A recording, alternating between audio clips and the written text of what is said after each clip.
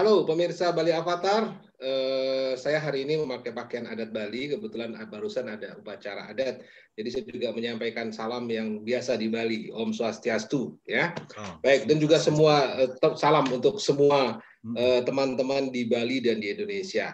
Baik, hari ini kita jumpa lagi untuk membahas persoalan yang selalu kita concern pada persoalan publik yang saat ini ingin kita bahas, ingin kita angkat sebagai bahan diskusi kita, dan juga tentunya mengundang partisipasi semua teman adalah tentang adanya rencana atau rancangan undang-undang ya yang cukup ramai diperbincangkan, yaitu tentang larangan meminum minuman beralkohol. Oke, nanti redaksinya mungkin seperti apa gitu ya, kurang lebih dari nama undang-undang, karena nama undang-undang masih dinamis sifatnya. Kadang-kadang nanti bisa di akhir atau setelah dirumuskan oleh Dewan itu akan bisa menjadi rumusan nama baru, tetapi tidak akan jauh bergeser dari seperti itu. Yang selama ini di media sosial beredar dan juga cukup didiskusikan dan cukup menimbulkan keresahan, ada juga yang mengatakan ini suatu hal yang cukup menarik ya, tetapi juga ada yang mengatakan cukup mengkhawatirkan bagi beberapa bidang tertentu seperti tourism ya dan sebagainya.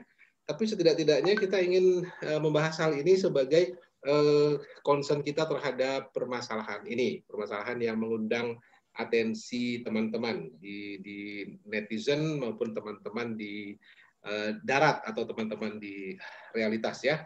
Baik, jadi saya seperti biasa Avatar Den, Ida Bagus Radindra, Avatar Den, panggilan saya, dan teman saya Yoda Rai Anggawa adalah Avatar Yoda. Itu hari ini kita ingin membahas tentang rancangan undang-undang larangan minuman beralkohol atau bahkan larangan meminum minuman beralkohol. Tidak hanya menyasar pada produsennya atau pengedarnya saja, tetapi juga peminumnya. Jadi nanti anggapan yang berkembang di masyarakat adalah ketika nanti kita meminum alkohol, kemudian itu diketahui atau katakanlah itu adalah sebuah tindak pidana juga. Meminum pun hanya itu juga sebuah tindak pidana nantinya, itu rumusan. Memang ini dirancang atau bukan dirancang ya, ini diusulkan oleh beberapa partai yang kita tidak menilai ini benar apa salah, tetapi ini menimbulkan juga sedikit polemik di publik ya, karena yang mengusulkan ini juga memang tentunya dengan menganut sebuah sistem nilai tertentu. Sistem nilai yang dianut adalah bahwa alkohol itu sesuatu yang terlarang, sesuatu yang tidak boleh dikonsumsi oleh semua orang dan sebagainya. Tapi kita tahu sendiri, Indonesia ini adalah berbineka, sistem nilai itu tidak uniform. Sistem nilai yang ada seperti itu tidak uniform. Tidak semua katakanlah warga bangsa ini memiliki pemikiran yang mungkin sama seperti itu. Dan tentunya sikap yang menurut beberapa teman yang mencoba menilai atau katakanlah beropini secara instan dulu, bukan instan ya, secara preliminary mereka berpendapat, harusnya ini dipertimbangkan karena ini menyangkut perbedaan cara pandang, perbedaan tata nilai, perbedaan perspektif, dan ini juga dapat mematikan katakanlah dunia pariwisata atau tourism. Nah, ada yang mengatakan kalaupun seandainya itu dianggap terlarang, mungkin ya silahkan dilarang bagi orang yang memang menurut ajaran keyakinan yang dianutnya adalah memang terlarang. Tetapi bagi orang lain yang datang ke Indonesia yang kebetulan menganggap itu bukan terlarang, harusnya kita masih membuka sebuah ruang. Nah, mungkin pembatasan ini yang menjadi titik negosiasi. Sampai sejauh mana, sebatas mana boleh, sebatas mana tidak boleh, sebatas mana dia harus ada titik temu antara dua sudut pandang. Ini itu yang mungkin menjadi menarik ya. Oleh karena itu saya akan lempar dulu. Saya akan lempar dulu kepada Avatar Yoda. Avatar Yoda saya akan sampaikan lempar dulu. Kira-kira seperti apa pandangan dari teman-teman di sekitar Avatar Yoda yang mungkin juga sering berdiskusi secara offline dan memiliki beberapa pandangan. Silakan Avatar Yoda. Oke, thank you Avatar Den. Jadi rancangan undang-undang ini kan baru ide Den ya. Tampaknya sih belum ya. belum tentu disepakati, belum tentu dibahas paripurna gitu deh kira-kira. Jadi Betul, tapi betul, anggap betul. saja ini walaupun rancangan, tapi ini untuk dunia pariwisata, apalagi pemerintah semangat-semangatnya membuat 10 destinasi serupa Bali ya. Ini kan perception is reality. Jadi kalau orang asing barangkali melihat, walaupun di undang-undang itu yang saya baca selintas, wisatawan boleh meminum, tapi kan ini persepsinya akan berbeda ya, barangkali ini akan tren ya. Kalau menurut saya ini gawat, ini benar gawat. Jadi mudah-mudahan ini nggak pernah dibahas, dianulir ya, barangkali begitu. Karena toh juga selama ini udah jalan. Di samping juga semangat rancangan undang-undang ini menurut saya melawan Omnibus Law lah. Omnibus Law itu kan semangatnya, esensinya mengurangi banyak undang-undang, dan ini kok nambah lagi gitulah ya kan.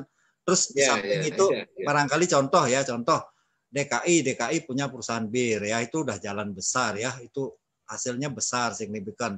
Jawa Tengah, Jawa Timur, industri minuman begini juga kalau bilang kecil besar loh, Den ya, kayak beberapa anggur ya, Kolesom something ya untuk jamu dan seterusnya, itu kan sudah jalan puluhan tahun dan lancar baik aja ya. Bali apalagi, Sulawesi Utara apalagi, NTT terus Papua ya, Sulawesi Selatan juga ada adat kearifan lokalnya, ada jenis minuman lokal di sana ya. Terus di beberapa daerah lain misalnya ya saya rasa ada. Nah, ada beberapa politikus menyatakan akan menolak keras karena ini mematikan kearifan lokal ya. Di samping balik lagi perception is reality. Jadi persepsi orang kalau minuman nggak ada ya, barangkali semangat orang untuk pergi ke situ akan turun ya. Walaupun misalkan Bali itu adalah destinasi romantis barangkali begitu, apalagi wisata kayak Danau Toba itu kan teman-teman non Muslim juga kebanyakan di situ ya. Bahkan mereka di sana yang saya dengar wisata halal aja yang sempat digaungkan setahun atau 2 tahun yang lalu mendapat penolakan yang agak keras di sana, walaupun sebenarnya esensinya bukan ditujukan untuk orang sana, tapi paling tidak image-nya, perception is reality-nya akan berbeda ya, barangkali begitu. Terus yang lain yang saya mau katakan, kita ini kan negara itu kan soft power-nya itu menumbuhkan menghidupkan ekonomi kebangsaan, ekonomi kerakyatan, ekonomi. Nah, ini kan minuman keras ya, walaupun itu kadarnya harus tetap diatur, barangkali kearifan lokal untuk adat dan seterusnya itu, dan image wisata kan sementara ini baik-baik saja ya di Bali. Bahkan Gubernur Bali mengeluarkan aturan lokal, dan sementara sudah ada banyak hasil kreativitas minuman, bahkan sudah siap ekspor. Saya rasa ini ekonomi yang menurut saya nggak main-main. Sementara dari saya begitu, Pak Tarden. Jadi, ya kalau menurut Tarden seperti apa kira-kira? Oke, baik. Thanks, Avatar Yoda. Menarik sekali ya. Jadi memang sebetulnya ketika kita bicara tentang destinasi wisata, daya tarik wisata, ya itu tentu kita bicara tentang sebuah image ya. Tadi seperti dikutip perception is reality adalah memang ketika kita memutuskan untuk datang ke suatu daerah, kemudian kita memiliki sebuah kekhawatiran bahwa jangan-jangan di sana nanti saya tidak seleluasa atau semerdeka bayangan saya. Nah, tentunya akan membuat orang untuk berpikir lagi untuk mengambil keputusan apakah akan ke tempat itu atau tidak. Nah, ini harus dipertimbangkan betul. Jadi memang perception is reality adalah sebuah konsep yang harus dipertimbangkan di sini, karena persepsi orang ketika mereka itu datang ke sebuah tempat yang mungkin mereka merasa daerah ini sangat fanatik, atau daerah ini sangat menganut sebuah keyakinan atau sistem nilai tertentu secara sangat keras atau sangat strict, sangat kaku, itu tentunya akan membuat mereka lebih worry ya. Ada kekhawatiran, padahal pengambilan keputusan untuk mengunjungi sebuah tempat dengan tujuan leisure ya. Leisure itu kan sebuah mengisi waktu senggang secara nyaman dan secara ya menikmati apa yang sudah mereka dapat selama bekerja keras. Itu kan memerlukan sebuah assurance, sebuah jaminan. Sebuah jaminan bahwa tempat itu akan membuat kami nyaman. Tempat itu akan membuat kita lepas dari rutinitas. Tempat itu akan membuat saya segar kembali untuk bekerja lagi setelah itu. Nah, ini tentu semua harus dipertimbangkan. Dan lagi saya juga setuju dengan tadi. Jadi minuman keras ini sebetulnya tidak selalu berkonotasi buruk ya. Bahkan ini bagian dari sebuah kekayaan budaya, perbendaharaan tradisi. Sehingga kalau misalnya itu begitu saja dihilang, jangan-jangan seluruh kearifan yang terkait dengan hal itu akan begitu saja hilang, ya, dan tidak ada lagi yang mempraktekannya. Padahal di sisi lain itu juga merupakan ada sisi positif. Katakanlah misalnya orang minum minuman tertentu, produk tradisional, misalnya anggur dan sebagainya. Kalau dalam batas tertentu, maka dia katanya membuat lebih sehat, ya. Misalnya menurunkan kolesterol, kemudian dia menurunkan resiko jantung. Itu kan berarti ada hal-hal positif sebetulnya. Tidak bisa kita menggeneralisasi bahwa setiap minuman mengandung alkohol itu adalah sesuatu yang pasti hanya berakibat buruk saja, misalnya begitu. Nah, tapi ini maka kembali akhirnya tapi kita tetap sebagai negara berbineka, sebagai orang Bali yang menganut Ruwa Binede, kita sadar bahwa banyak pendapat yang mungkin tidak sama dengan kita. Kita menghargai itu. Tapi dan satu lagi akhirnya mudah-mudahan ini juga saya percaya bahwa partai-partai yang lain yang belum menyampaikan pendapat juga mungkin akan meminta partai pengusul untuk mempertimbangkan banyak hal sehingga tidak akan terlalu cepatlah ini, ya. Dan mudah-mudahan akan muncul alasan-alasan reasoning yang sangat logik, ya, yang sangat logik, sangat reasonable dan sangat make sense sehingga akhirnya ketika mereka berdiskusi, berdebat dalam penyusunan undang-undang ini, mereka sampai pada sebuah kesimpulan bahwa memang ini tidak bisa begitu saja dilarang tanpa alasan yang cukup kuat, karena lebih banyak efek dampak negatifnya, katakan begitu ya, sedangkan dampak positifnya itu tetap bisa di-optimizing lagi, di-maximizing lagi. Nah, itu menurut saya Avatar Yoda. Jadi satu, memang mungkin ini tetap kita responsif terhadap persoalan ini. Kedua, kita melihat bahwa ini memang masih cukup jauh dari proses katakanlah pengundangan, ya, pengundangan untuk diundangkan. Karena ada proses-proses tahap yang harus dilalui. Ya. Ketiga, kita berharap agar parlemen bijak, ya. Parlemen bisa bijak untuk menyikapi, karena ini juga menyangkut kesejahteraan. Ini menyangkut banyak orang, ya. Ini menyangkut perekonomian yang potensi ekonomi yang sebetulnya sangat bisa dimanfaatkan, sangat bisa digenjot sehingga menghasilkan kesejahteraan yang lebih meluas bagi masyarakat. Nah, kalau misalnya ini begitu saja di-cut dengan alasan-alasan yang mungkin hanya dari satu perspektif saja, monoperspektif saja, ini akan menjadi kontraproduktif bagi kita, bagi Indonesia dan bagi Bali.